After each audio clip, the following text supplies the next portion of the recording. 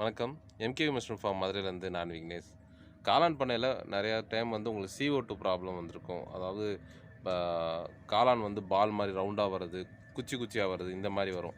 அது CO2 problem அப்படின்றது உள்ளே ஃப்ரெஷ் ஏர் வராமல் உள்ளே இருக்கக்கூடிய ஏர் சர்க்குலேஷன் ஆகிட்டே இருக்கும்போது, உள்ளேயே சர்க்குலேஷன் ஆகிட்டே இருக்கும்போது அதில் வந்து கார்பன் டை ஆக்சைடோட லெவல் வந்து அதிகமாயிரும். ஸோ அதனால் காளானுக்கு தேவையான ஃப்ரெஷ் ஆக்சிஜன் கிடைக்காம அது அது அதுலேருந்து வரக்கூடிய அந்த CO2 இவ்வளோ சுற்றி இருக்கனால காளான் உருண்டையாக பந்து மாதிரியும் குச்சி குச்சி அதாவது தண்டு வந்து நீளமாகவும் இருக்கும்.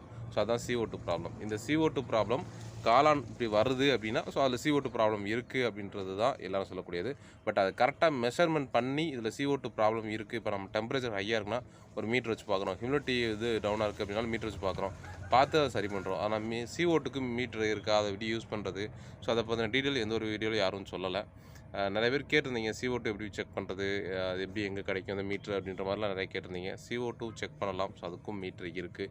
இது வந்து CO2 மீட்டர். ஸோ இதில் வந்து CO2, டெம்பரேச்சர், ஹியூமிடிட்டி ஸோ 3மே வந்து இருக்க மாதிரி இருக்குது. ஓகேங்களா? ஸோ இதை வச்சு வந்து நம்ம ப்ரொடக்ஷன் வந்துருக்கக்கூடிய செட்டில் வந்து ஜஸ்ட் ஆன் பண்ணி வச்சோம் அப்படின்னா உள்ளே வந்து எவ்வளோ கார்பன் டை ஆக்சைடு இருக்குது அப்படின்னு நம்ம செக் பண்ணிக்கலாம். CO2 இருக்குன்னு செக் பண்ணிக்கலாம். ஸோ அது மூலயமா கார்பன் டை ஆக்சைடு அதிகமாகும்போது அதுக்கு நம்ம எக்ஸஸ் ஃபேனோ இதை யூஸ் பண்ணி அதை வந்து டவுன் பண்ணிக்கலாம். இந்த மீட்ரு வந்து என்ன ப்ரைஸ் வரும்னு பார்த்தீங்கன்னா, அமேசானில் நான் சும்மா நார்மலாக செக் பண்ண வரையும் ஒரு 3000 4000 கூட கிடைக்கிது.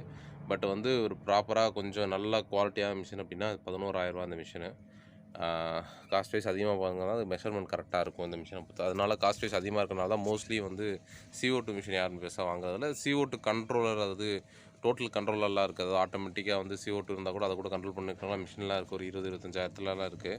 ஸோ அதெல்லாம் நமக்கு இப்போ தேவையில்லை. ஸோ இந்த CO2 லெவல் வந்து எவ்வளோ இருக்கணும், நம்ம நார்மலாக இந்த செட்டுக்குள்ளே வந்து CO2 லெவல் அட்மாஸ்பியரில் வெளியே நீங்கள் செக் பண்ணிங்க, நம்ம நார்மலாக இருக்கக்கூடிய இந்த மாதிரி இடத்துல வந்து CO2 செக் பண்ணிங்க அப்படின்னா உங்களுக்கு வந்து ஒரு 400 சம்திங் தான் இருக்கும். சரிங்களா? ஸோ இது வந்து ஓப்பன் ஸ்பேஸில் இருக்கக்கூடிய CO2. அதே நம்ம காளான் பண்ணைக்குள்ளே நம்ம செக் பண்ண போது எவ்வளோ ஈல்டு இருக்கோ ஸோ அதுக்கேற்றாப்புல அதுக்கு இருக்கும். ப்ளஸ் உள்ளே எவ்வளோ ஃப்ரெஷ் ஏர் வருதோ அதுக்கேற்றாப்புல இருக்கும். இப்போ நம்ம கூறு செட்டை பொறுத்தவரை உள்ள பார்த்தீங்கன்னா ஒரு 500 சம்திங் தான் இருக்குது. நான் செக் பண்ணேன். ஸோ செக் பண்ண வரையே 500 சம்திங் தான் இருக்குது. இது வந்து ஒரு 3 செகண்டுக்கு வந்து அப்டேட் ஆகிட்டே இருக்கும்.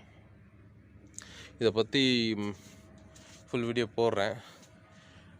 இந்த மீட்டர் நம்ம இப்போ எதுக்காண்டி யூஸ் பண்ணுறோம் அப்படின்னா, நம்ம ஹைடெக் ஃபார்ம் போட்டிருக்கோம் இல்லையா? ஸோ ஹைடெக் ஃபார்மில் மேஜர் வரக்கூடிய கம்ப்ளைண்ட் வந்து CO2 ப்ராப்ளம் தான். ஸோ அதை வந்து இந்த மிஷின் வச்சு எப்படி ஒர்க் அவுட் பண்ணுறது, ப்ளஸ் உள்ளே வந்து செட் வந்து கரெக்டாக ஒர்க் ஆகுதா, CO2 இல்லாமல் இருக்காதான்னு செக் பண்ணுறது தான் இது. CO2 மிஷின் இது தான். ஸோ இது ப்ரைஸ் சொன்ன மாதிரி 11,000 ஆகும். இதை வச்சு அடுத்த வீடியோ டீட்டெயிலாக CO2 எப்படி வந்து கண்ட்ரோல் பண்ணுறதுன்றதை போடுறேன். மறக்காமல் சேனலை சப்ஸ்கிரைப் பண்ணி வச்சுக்கோங்க. அடுத்த வீடியோ பார்க்கலாம். பாய்.